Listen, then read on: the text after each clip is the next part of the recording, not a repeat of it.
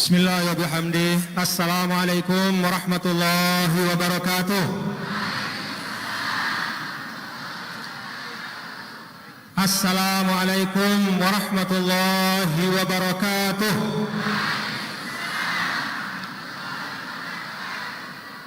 Assalamualaikum warahmatullahi wabarakatuh.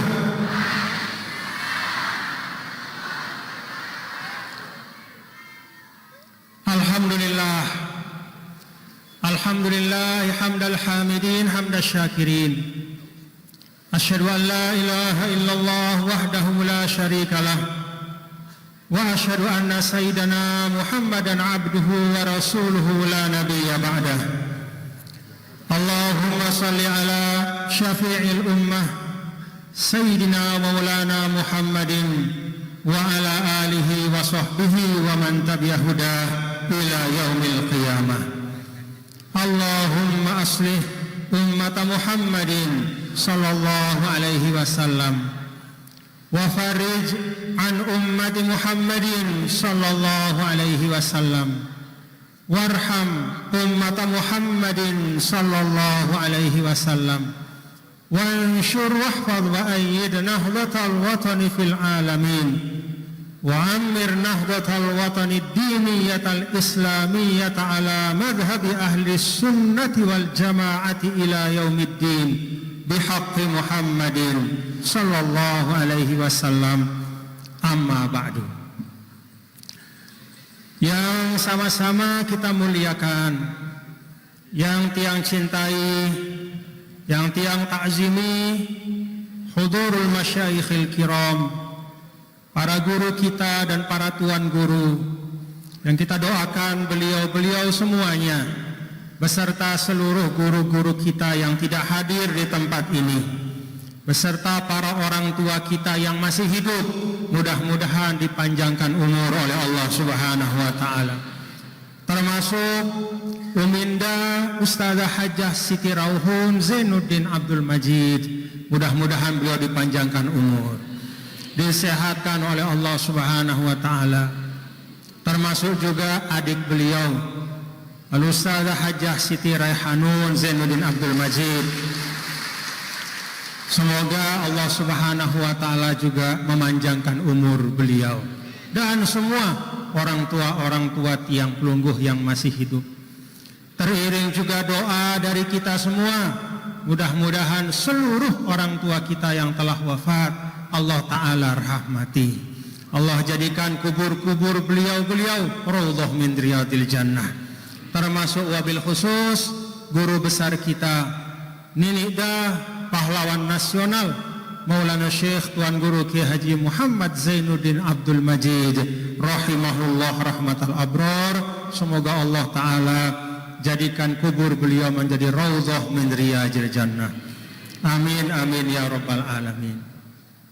Yang sama-sama kita hormati Bapak Gubernur Nusa Tenggara Barat, Bapak Dr. Haji Zulkifli Mansyah, yang kita doakan juga bersama seluruh pemimpin-pemimpin kita, pemimpin di daerah kita, Ibu Wakil Gubernur dan seluruh perangkatnya. Semoga bisa menunaikan dan menuntaskan amanah dengan sebaik-baiknya. Semoga bisa terus bekerja dan berkhidmat untuk kemajuan umat dan kemajuan bangsa. Yang tiang hormati dan tiang banggakan para pengurus organisasi, baik dari unsur pengurus besar, pengurus wilayah, maupun jajaran pengurus lainnya yang hadir pada kesempatan ini. Yang saya hormati para tamu undangan kita dari Polda Nusa Tenggara Barat, ada Bapak Kombes Desi dari Dirbinmas, Bapak Lalu Habib Kasrem 162 Wirabakti, dan seluruh perangkat negara yang menyempatkan diri untuk hadir pada silaturahim dan pengajian pada pagi hari ini. Bapak Ibu, saudara-saudara tiang dan keluarga besar tiang Nahdien Nahdiyat, semoga kita semua selalu dalam pemeliharaan Allah Subhanahu wa taala. Bil khusus Ketua Pengurus Wilayah Nahdlatul Watan Diniyah Islamiyah Bapak Tuan Guru Haji Mahali Fikri, yang beserta para pengurus PWNWDI NTB telah menyiapkan pengajian pada pagi hari ini. Jazakumullahu khairan katsira. Bapak Ibu, yang pertama, Tiang mengajak kita semua, mari kita terus-menerus bersyukur kehadiran Allah Subhanahu wa taala. Hari ini kita semua masih bisa muqabalah, langsung bertemu muka. Banyak di antara kita sudah lama tidak bersilaturahim. Alhamdulillah hari ini masih bisa berjumpa. Di tempat yang kita niatkan, mudah-mudahan Allah Ta'ala wujudkan menjadi salah satu tempat untuk mensyiarkan dakwah NWDI di Kota Mataram. Bapak Ibu, Tiang ajak kita untuk mengingat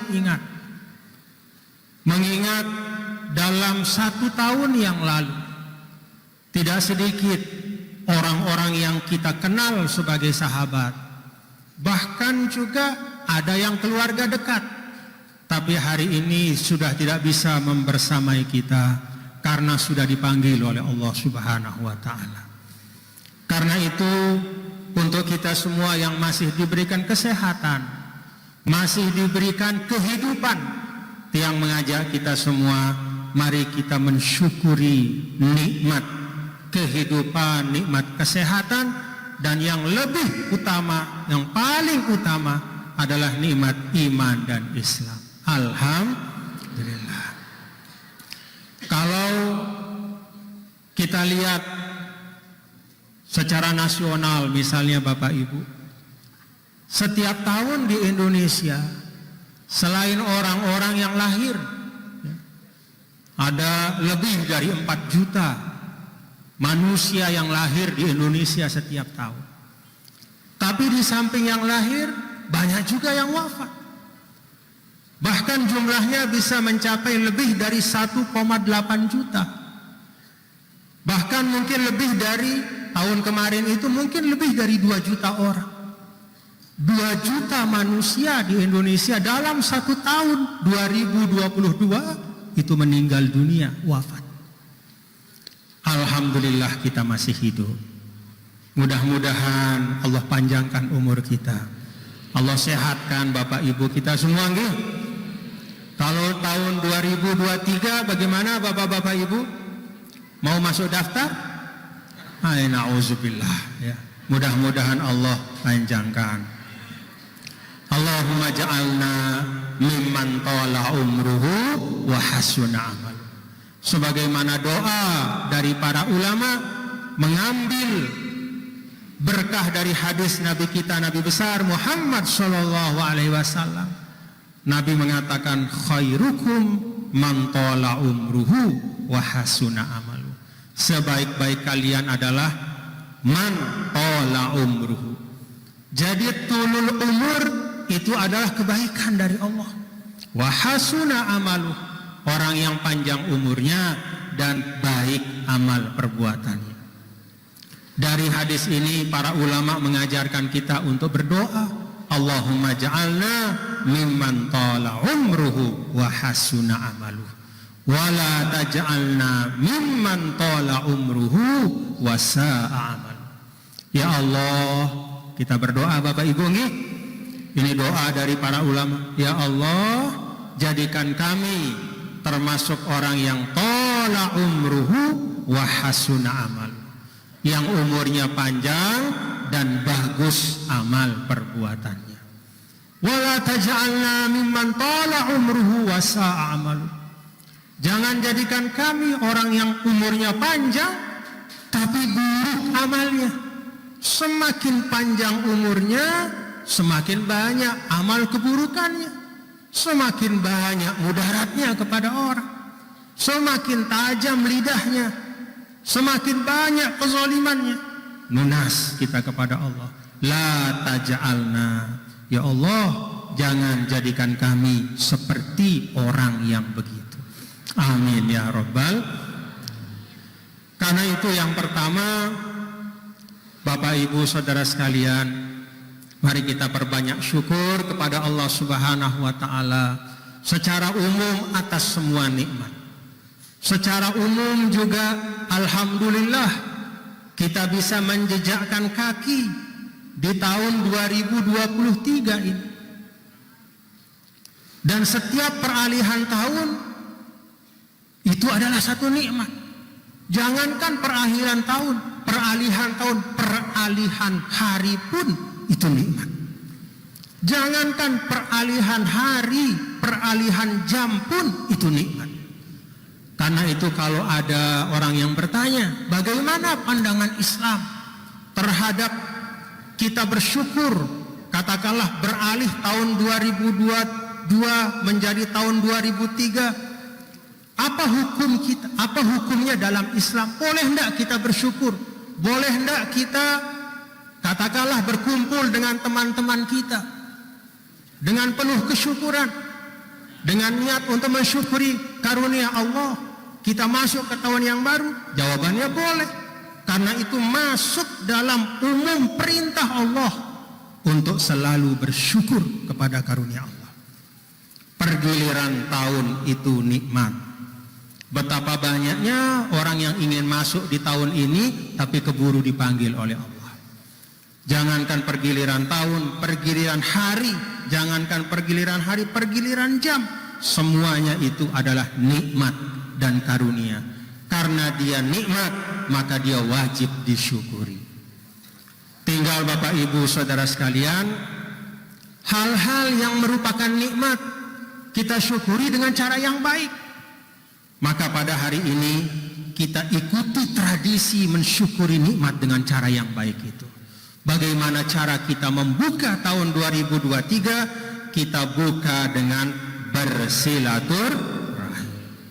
Jadi Islam, Bapak-bapak dan Ibu, hadirin dan hadirat sekalian, membuka mata kita, semua yang baik karunia Allah kita syukuri, tapi dengan cara yang baik. Kadang keberkahan yang ada pada karunia itu tercabut. Kenapa? Karena nikmat itu digunakan untuk yang tidak baik. Ada orang misalnya, dia dapat karunia bertambah umur. Bahasa kita ulang tahun. Bagaimana? Boleh enggak orang memperingati ulang tahunnya? Boleh. Bahkan Rasul Shallallahu Alaihi Wasallam bukan sekedar hitungan tahun, hitungan hari pun Rasulullah Shallallahu Alaihi Wasallam, hitungan hari Rasulullah Shallallahu Alaihi Wasallam selalu syukuri.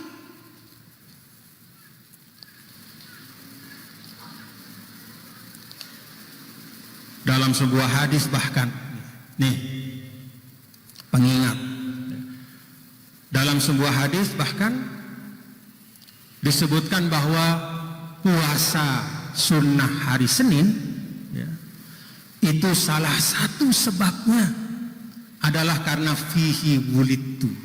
Kata Nabi, hari itu hari saya dilahirkan. Jadi puasa sunnah hari Senin selain itu taqarrub kepada Allah, selain itu tanda bahwa kita memanfaatkan waktu untuk menambah kebaikan dengan jalan puasa yang kembali kepada diri kita, menjadi orang yang lebih sabar, menjadi orang yang bisa merasakan lapar supaya tidak sombong kalau melihat orang lain yang kurang. Bukan hanya tidak sombong tapi mau membantu. Selain itu ternyata pada puasa hari Senin sunnah itu fihi wulidtu, Nabi mempuasakannya karena itu adalah hari saya dilahirkan. Dengan kata lain, Nabi memperingati, yang dia peringati bukan setahun sekali tentang kelahirannya, setiap minggu beliau mengingat hari kelahirannya dengan cara berpuasa. Maka dari hadis ini para ulama juga mentradisikan, kalau ada orang lahir hari Rebo, bagus kalau dia puasa hari Rebo itu sebagai tanda kesyukuran. Itu ada ulama yang menjelaskan enggak apa-apa, bagus. Kalau ada orang yang lahir hari Kamis, selain dia puasa sunnah mengikuti Rasul Shallallahu Alaihi Wasallam, dan juga karena pada hari itu disebutkan amal-amal manusia diangkat kepada Allah Subhanahu Wa Taala, maka kita berharap pada saat diangkat amal kita, kita sedang berpuasa, sehingga Allah kasihan sama kita, sehingga Allah sayang sama kita. Kalau ada salah kita, Allah lupakan. Kalau ada kebaikan kita, Allah tambahkan. Selain dengan niat itu, bagi orang yang lahir hari Kamis, bagus juga dia masukkan, ya Allah, selain saya berniat puasa sunnah hari Kamis ini mengikuti teladan Nabimu, Nabi besar Muhammad Sallallahu Alaihi Wasallam, saya niat puasa juga karena hari ini saya lahir. Jadi mensyukuri nikmat dunia dalam arti kehidupan, kesehatan, itu tuntunan Islam. Tinggal caranya, cara yang baik. Alhamdulillah, sekali lagi Bapak Ibu, kita membuka 2023 ini dengan membuka majelis ilmu di tempat ini. Mudah-mudahan Allah panjangkan usia majelis ilmu ini. Mudah-mudahan Allah terus ramaikan di tempat ini menjadi tempat orang mengaji, menuntut ilmu, bersilaturahim. Dan dari tempat-tempat seperti itulah kita ikut membantu untuk membangun Indonesia yang kita cintai ini. Ada yang bekerja dari sisi zohir, ikut membangun jembatan, ikut membangun sekolah, membangun fisik, dengan segala macam perkhidmatannya. Ada juga dan tidak kalah pentingnya, kita menyuburkan Indonesia ini dengan nilai-nilai kebaikan. Dan salah satu tempat yang kata Rasul Sallallahu Alaihi Wasallam yang menjadi tempat memancarnya keberkahan di dunia selain majelis zikir adalah majelis ilmu.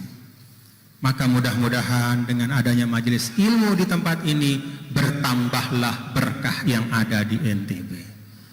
Apa yang Bapak Gubernur kita, Ibu Wakil Gubernur dan semua canangkan NTB gemilang, itu mudah-mudahan dimudahkan oleh Allah Subhanahu Wa Taala dengan majelis-majelis yang baik seperti ini. Itu yang pertama, Bapak-bapak Ibu, nih, mari kita bersyukur. Alhamdulillah.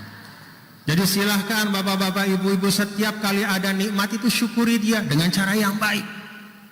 Semua syukuri. Walaupun caranya tidak persis seperti pada zaman Rasulullah Sallallahu Alaihi Wasallam, karena memang di dalam tuntunan Islam, Bapak-bapak Ibu, terkait dengan hal-hal yang ada dalam kehidupan, itu disebutkan oleh para ulama bahwa walaupun sesuatu itu tidak pernah dicontohkan persis oleh Rasul Sallallahu Alaihi Wasallam, tetapi kalau dia mengandung makna yang sesuai dengan tuntunan Islam. Cara kita bermasyarakat, dulu tidak ada yang disebut dengan negara bangsa. Pada saat Rasul lahir, itu sistem sosial itu berdasarkan kabilah, kesukuan. Lalu kemudian berkembanglah menjadi kerajaan.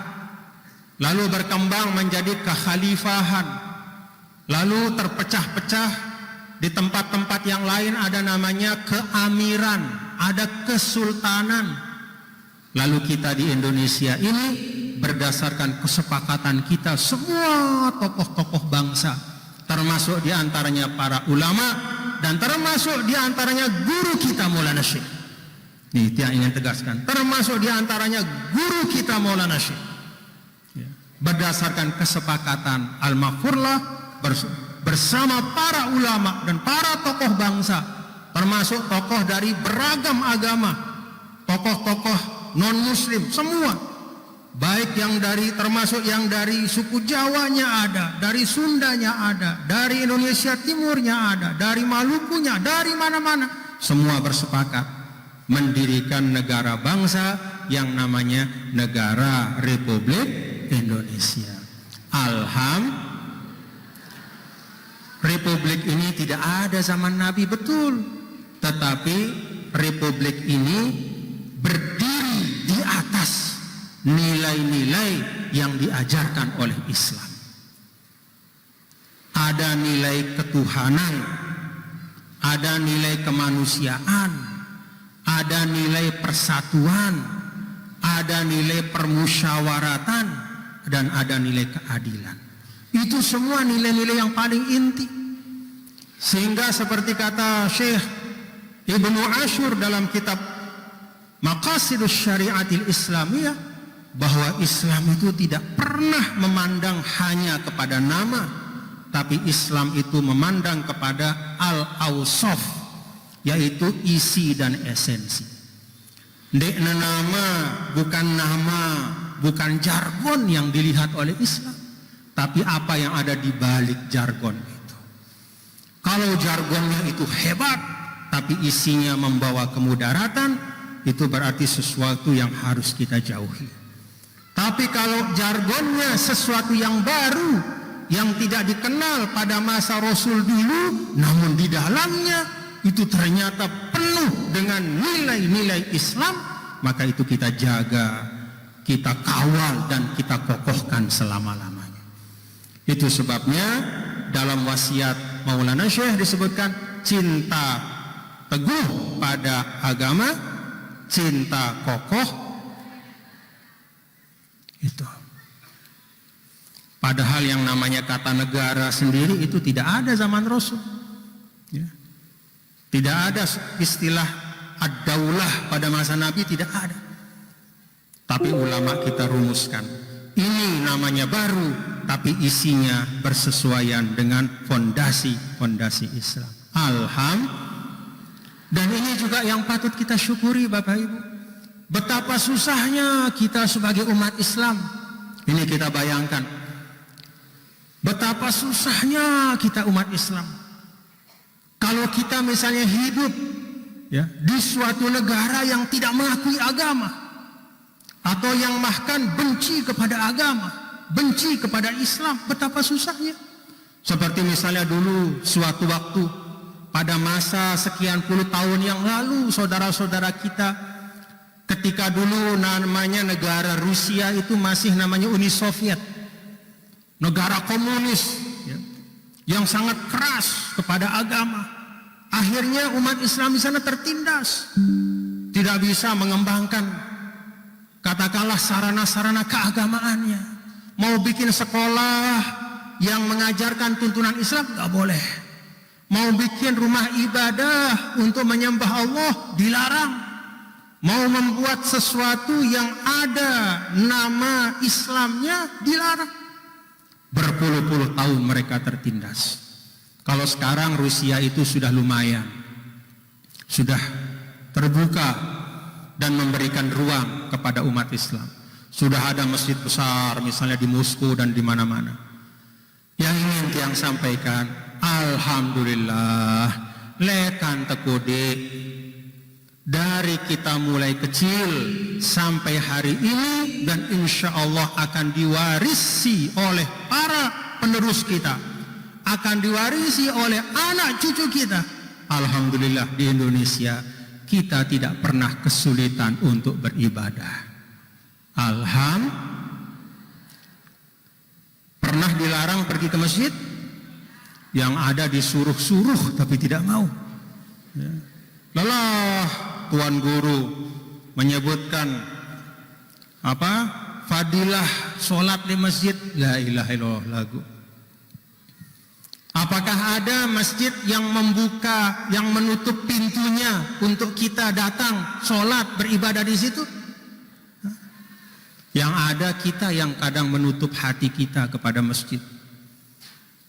Ada kita yang kesulitan untuk menunaikan zakat di Indonesia? Tidak ada.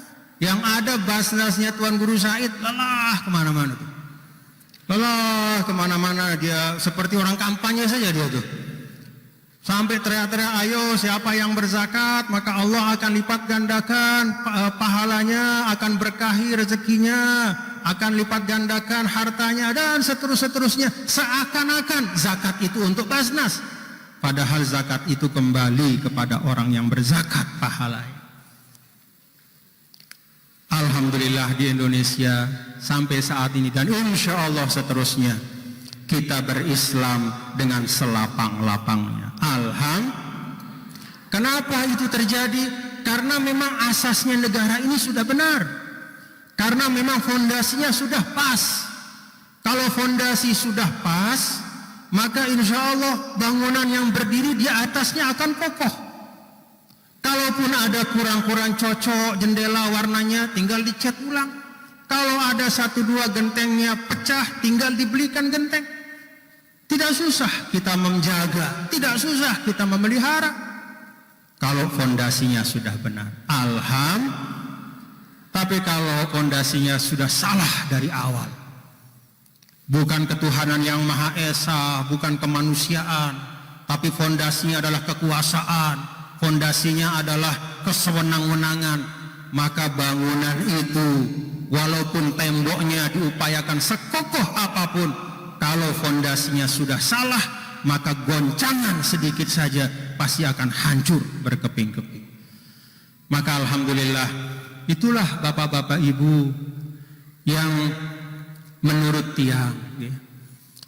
tiang salah satu rahasia kenapa Indonesia ini masih bertahan menjadi satu negara. Padahal banyak negara lain yang sebelumnya satu terpecah, hancur lebur.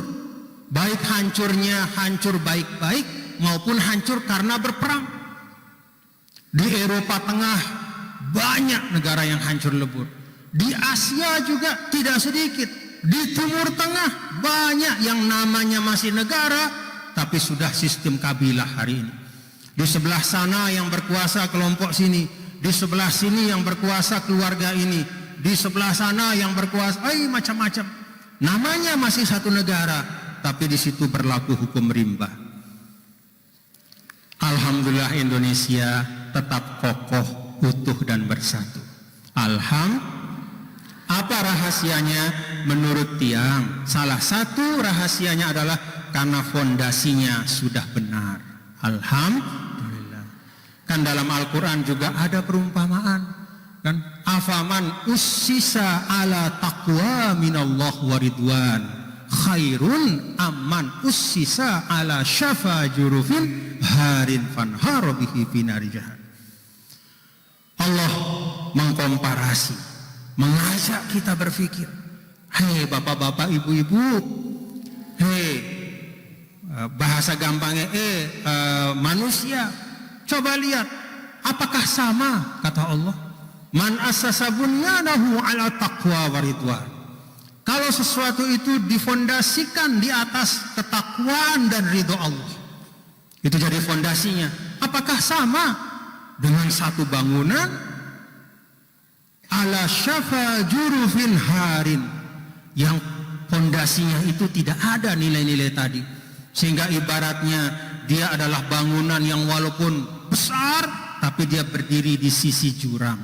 Fanharobihi, begitu goyang sedikit, ada goncangan sedikit, terjun bangunan itu masuk ke dalam jurang. Mudah-mudahan Indonesia yang kita cinta ini dijaga oleh Allah Subhanahu wa Ta'ala. Nah, bapak-bapak ibu, karena itu bagian dari kesyukuran kita adalah fondasi ini kita jaga, bapak ibu, jaga fondasi ini. Ya, bahasanya kalau orang mengatakan mari kita jaga Pancasila, mari kita jaga Undang-Undang Dasar 1945, itu intinya sebenarnya mengajak kita menjaga fondasi, menjaga fondasi. Karena itu dalam pandangan Islam, ketika kita menjaga Indonesia kita ini dengan sebaik-baiknya, itu bukan hanya kita menunaikan kewajiban kebangsaan, bukan hanya menunaikan kewajiban sosial. Oh, saya ini orang Indonesia, maka saya harus jaga Indonesia. Tidak hanya itu, tapi juga menunaikan wajibun dini, menunaikan kewajiban agama. Saya menjaga Indonesia karena saya seorang muslim yang diperintahkan oleh agama saya untuk menjaga sesuatu yang baik, yang difondasikan dengan fondasi yang baik, supaya dia bisa kokoh, utuh, dan bersatu selamanya. Itu pandangan kita yang diajarkan oleh Maulana Syekh. Alhamdulillah. Jadi Bapak Ibu, ini saya ingin sampaikan, kan ada pegawai-pegawai juga di sini ya. Nah, sudah sering saya sampaikan dari dulu ketika saya berkhidmat sebagai gubernur, ketika menjadi ASN itu sebenarnya bukan hanya wajib watoni, bukan hanya sekedar kewajiban kebangsaan, bukan hanya sekedar judulnya berkhidmat untuk negara. Demikian pun Pak Desi Kombes sebagai pejabat kepolisian, Bapak Kolonel lalu Habib sebagai tentara, tidak hanya wajib watoni, tapi itu juga wajib dini. Jadi ketika menunaikan tugas, itu tidak hanya berdimensi kebangsaan, tidak hanya tanggung jawab sebagai warga negara, tetapi juga ketika melaksanakan tugas, itu adalah pelaksanaan jati diri kita sebagai orang yang beriman. Maka di situ ada pahala, di situ ada kebaikan. Kita doakan mudah-mudahan semuanya amanah nih. Amin ya rabbal alamin. Bapak Ibu yang dirahmati Allah, yang kedua yang inti yang sampaikan, ada sebuah ungkapan Rasul menjadi pengingat untuk kita semua. Apa kata Rasul sallallahu alaihi wasallam? Man kanatid dunya hammahu farraqallahu amrahu wa ja'ala faqrahu baina 'ainaihi wa lam ya'tihi minad dunya illa ma kutibalah. Wa man kanatil akhiratu niyatahu jama'allahu amrahu wa ja'ala ghinahu fi qalbihi wa atadhu dunya wa hiya raqimah. Atau kama qala alaihi salatu wassalam. Arti dari hadis yang Tiang sampaikan ini perlu Tiang artikan enggak? Mungkin sudah mengerti? Nah, baik. Bagi yang tidak mengerti, Tiang terjemahkan. Siapa, kata Rasul, yang seluruh pikirannya alhammu itu mayahumuka, yang memenuhi pikiranmu. Siapa yang pikirannya hanya ad-dunya, mangkanatid dunya hammau. Jadi orientasinya sebatas dunia saja. Yang dia pikirkan hanya mendapatkan sebanyak-banyaknya di dunia. Nabi ingatkan, farraqallahu amrah. Urusannya akan kacau balau.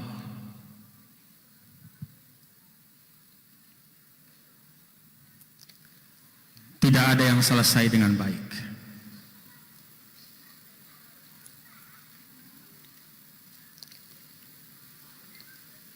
Muskilah di mana-mana. Masalah demi masalah mendera. Belum selesai satu masalah, datang masalah yang lain. Belum habis selesai ini, datang lagi yang berikutnya. Belum selesai satu, datang 7. Belum selesai 5, datang 10. Belum selesai 15, datang 1000 masalah. Wa ja'ala faqrahu baina 'ainaihi.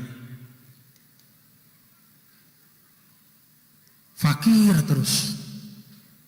Kan kita tahu arti fakir Bapak Ibu nih? Fakir itu lawan daripada gina. Gina itu kecukupan.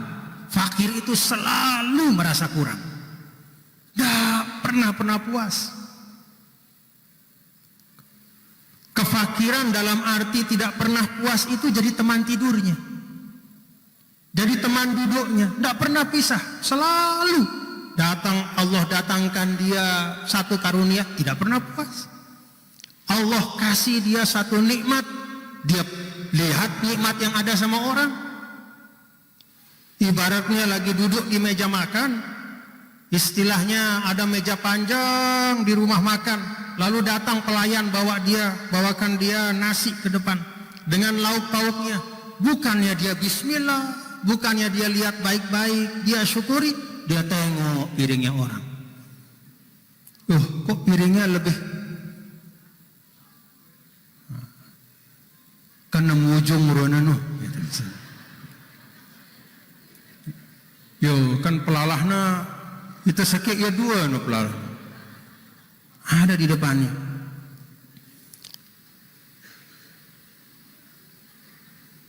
Ja'ala faqrahu baina ainai. Tidak pernah puas. Nauzubillah min. Walam ya'tihi minad dunya illa ma kutibalah. Dan lelahnya berpikir untuk dunia itu tidak menambah apa-apa dari apa yang sudah Allah takdirkan. Kalau Allah sudah takdirkan untuk dia dapat 5, walaupun dia mikir sampai tidak bisa tidur untuk dunianya, yang 5 itu tidak akan berubah jadi 10. Dunia tidak akan bermurah kepada orang yang terlalu memikirkannya. Wa man kanatil akhirah niyatahu, tapi kalau orang hidup dan pada dirinya dia hidup di dunia, tetapi dia niatkan, dia yakini betul-betul pertama dunia ini sementara. Terlalu banyak cerita orang yang menggantungkan diri pada dunia akan kecewa. Terlalu banyak pengalaman cerita orang-orang besar yang kebesarannya tidak bisa membuat mereka menghindar dari kematian. Dia sadar itu sementara. Lalu kemudian dia sadar bahwa dunia ini amanah, dan dia letakkan akhirat dalam hatinya. Ya Allah, saya Engkau kasih A, B, C, D, E, F, G. Saya Engkau kasih tempat tinggal, Engkau berikan anak, Engkau berikan amanah, Engkau berikan jabatan, Engkau berikan A, B, dan terus ya sebut nikmat. Saya niatkan ya Allah bahwa semua itu jadi jalan untuk saya mendapatkan akhirat yang baik. Amin ya Rabbal. Kalau orang seperti itu, ya, di hatinya itu dia niatkan bahwa semua yang dia lakukan di dunia ini adalah untuk kebahagiaannya di akhirat kelak, maka Rasul katakan, apa kata Nabi Shallallahu Alaihi Wasallam? Jama'allah amroh. Allah yang akan rapikan urusannya.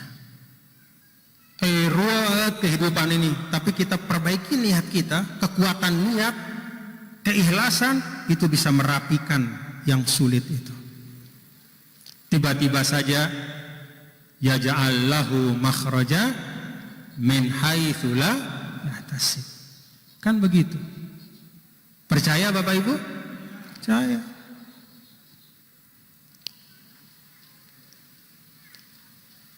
Wa ja'ala ghinahu fi qalbihi. Dan kita akan mudah diberikan kecukupan dan kesyukuran.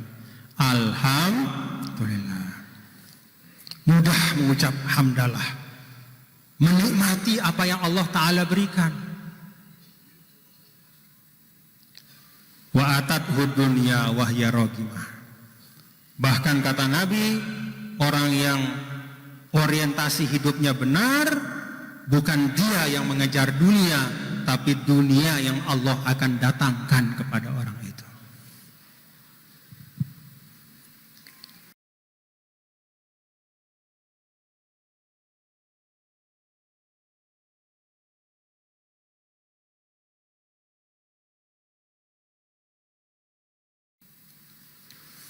Ini yang kedua yang ingin Tiang sampaikan kepada kita semua sebagai pengingat dan juga menjadi semangat kita pada tahun 2023. Kita rapikan hati kita Bapak Ibu nggih.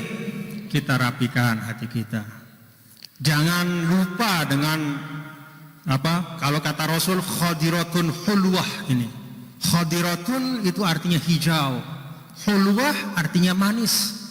Dunia itu hijau manis. Jangan lupa kata Rasul, wa innallaha mustakhlifukum fiha.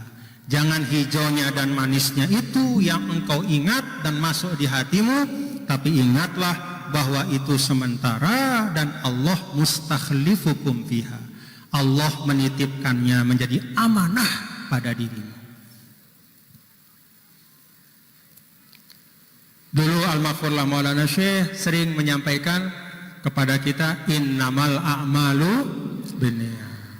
Nah, ini juga yang saya ingatkan kepada diri saya dan kepada kita semua, bapak-bapak, ibu, dan ingatkan, kita saling mengingatkan, mari kita luruskan niat kita.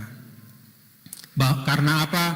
Kan Al-Maghfurlah sering menyebut ayat ketika menutup pengajiannya, ala ilallahi tasirun, ala ilallahi tasirun, ala, ingatlah, ilallah, kepada Allah lah tasirul umur, semua urusan akan kembali, termasuk kita semua. Semoga kita menjumpai Allah Ta'ala kelak di akhirat dalam keadaan yang baik nih. Semoga kita mendapatkan ridhonya, mendapatkan kebaikannya. Yang terakhir, yang ketiga, bapak-bapak dan ibu, hadirin dan hadirat sekalian yang dirahmati Allah Subhanahu wa Ta'ala, Tiang mengajak kita semua. Tadi pertama Tiang ajak untuk mari kita banyak bersyukur secara pribadi, secara sosial, secara organisasi. Alhamdulillah NWDI kita terus berkembang. Luar biasa penerimaan, luar biasa sambutan dari banyak sekali kelompok-kelompok masyarakat kepada NWDI. Alhamdulillah semua sambutan yang baik. Alhamdulillah. Di NTB, di luar NTB, bahkan di luar negeri juga. Jadi sambutan yang baik dan harapan supaya NWDI ini bisa menjadi organisasi yang bermanfaat untuk umat. Jadi kita syukur pribadi, organisasi, sebagai bangsa juga tadi Tiang sampaikan bagaimana kita syukurnya di Indonesia ini nepung fondasinya, sudah pas dasarnya. Sehingga mudah kita meriri apa-apa yang terjadi karena fondasinya sudah benar. Fondasi nilai-nilai kebaikan, nilai-nilai keislaman, nilai-nilai kebangsaan itu. Lalu yang kedua tadi yang sampaikan, Bapak Ibu, kita luruskan niat nih. Kita ingat semua yang kita kerjakan supaya ada manfaat dan gunanya. Mari kita orientasikan bukan untuk kehidupan yang sementara ini, tapi untuk kehidupan setelah di dunia. Itulah kehidupan yang kekal dan abadi untuk kita semua. Yang ketiga dan terakhir, kalau kita sudah bersyukur kepada Allah, alhamdulillah. Kemudian kita sudah luruskan niat secara pribadi, termasuk berorganisasi, termasuk berbangsa, dan apapun dimensi kehidupan. Maka yang terakhir adalah mari kita perbaiki amal-amal kita. Tiang ajak kepada kita semua nahdi-nahdiyat, mari batu uji yang paling nyata dari semua nilai kebaikan adalah amal-amal yang terlihat dalam kehidupan kita. Mengaku sebagai nahdi-nahdiyat, amalnya harus baik. Karena itu kepada semua keluarga besar NWDI Tiang pesan betul, jangan ikut-ikutan pada hal-hal yang memudaratkan kita semua. Jangan terpengaruh terhadap hal-hal yang bisa merusak silaturahim kita, kekompakan kita, keutuhan kita, baik sebagai nahdiyin maupun sebagai warga bangsa. Apalagi istilahnya bapak-bapak dan ibu, hadirin dan hadirat sekalian, kita sebagai bangsa Indonesia ini kan semakin banyak agenda-agenda kebangsaan kita. Ada istilahnya nanti pemilihan umum dan segala macam agenda-agenda politik. Nah, jangan sampai kita menempuh perjalanan menuju kepada agenda politik, agenda kebangsaan itu. Jangan sampai kita melakukan hal-hal yang bisa merusak keutuhan kita sebagai satu bangsa. Kita pernah punya pengalaman pada tahun 2019 yang lalu. Gara-gara beda calon pemimpin sampai kita saling hujat.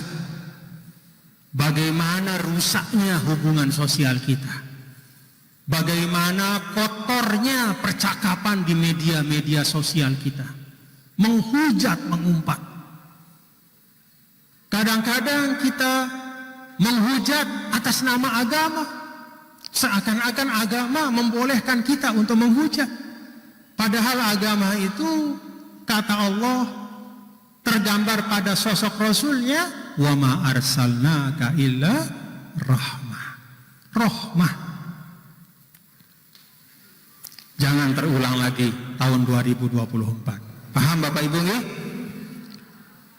Jadi jangan pakai klaim-klaim bahwa kamilah yang paling Islam, kamilah yang paling agamis, calon inilah yang paling mewakili umat Islam.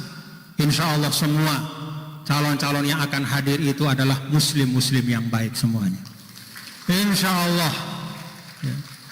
Jadi tidak usah mengaku, mendaku ya, bahwa kamilah yang lebih Islami, bahwa kamilah yang membawa panji-panji Islam.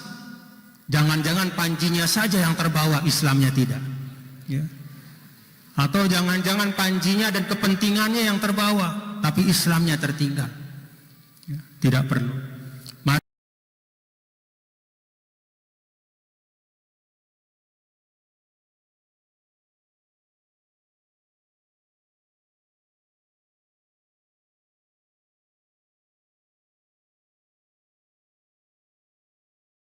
Jadikan kontestasi kebangsaan itu sebagai wadah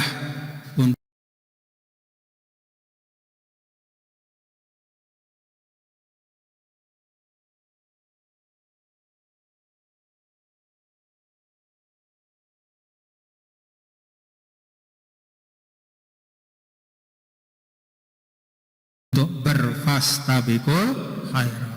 Kita doakan mudah-mudahan semuanya baik nih. Mudah-mudahan semuanya berakhir dengan husnul khitam, akan melahirkan pemimpin yang baik, yang cinta kepada masyarakatnya, yang takut kepada Tuhannya, dan bekerja untuk kemaslahatan umat, negara, dan bangsa. Amin, amin ya rabbal alamin. Bapak Ibu hadirin dan hadirat sekalian, inilah 3 hal yang dapat yang sampaikan kepada kita semua. Dan sebagai penutup, kepada bapak-bapak dan ibu-ibu hadirin dan hadirat sekalian, kita bersyukur PPKM sudah dicabut. Artinya kita sudah lebih lapang di dalam melakukan kegiatan-kegiatan yang baik. Walaupun tentu tidak membuat kita melupakan bahwa masih harus ada kewaspadaan. Ya.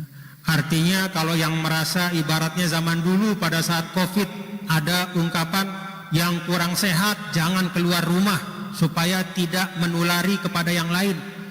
Ketika PPKM dicabut, yang kurang sehat keluar apa diam di rumah? Ya tetap di rumah lah. Jangan ketika PPKM dicabut batuk renggek tetap keluar rumah. Dan sebagian batur, ya mohon maaf ya, kalau dalam Islam itu batuk itu disuruh untuk ya tutuplah ya. Bersin juga, bahkan dikasih doa sama Rasul ya. Tapi sebagian kita semakin dia bisa batuk di depan temannya, semakin senang dia. Jadi bukan berarti PPKM dicabut, lalu kemudian kita semau-maunya. Ingat bapak-bapak dan ibu, bahwa setelah nikmat iman dan Islam, nikmat sehat walafiat itu paling berharga untuk pribadi kita dan juga sebagai bangsa Indonesia. Demikian yang dapat yang sampaikan. Jazakumullah khairan katsira. Dan dengan kita sama-sama mengucap basmalah ini, kita mulaikan tempat ini menjadi tempat majelis ilmu, majelis silaturahim untuk kita semua. Bismillahirrahmanirrahim. Terima kasih kepada seluruh pihak yang telah membantu kita semua, termasuk Pak Gubernur, pemerintah provinsi, teman-teman dari jajaran pemerintahan provinsi, termasuk DPRD-nya juga, dan seluruhnya yang telah membantu sehingga wujud tempat ini. Masih jauh dari sempurna, tapi kita syukuri karena sudah bisa kita manfaatkan. Wallahu muwaffiq wal hadi ila sabilir rasyad. Assalamualaikum warahmatullahi wabarakatuh.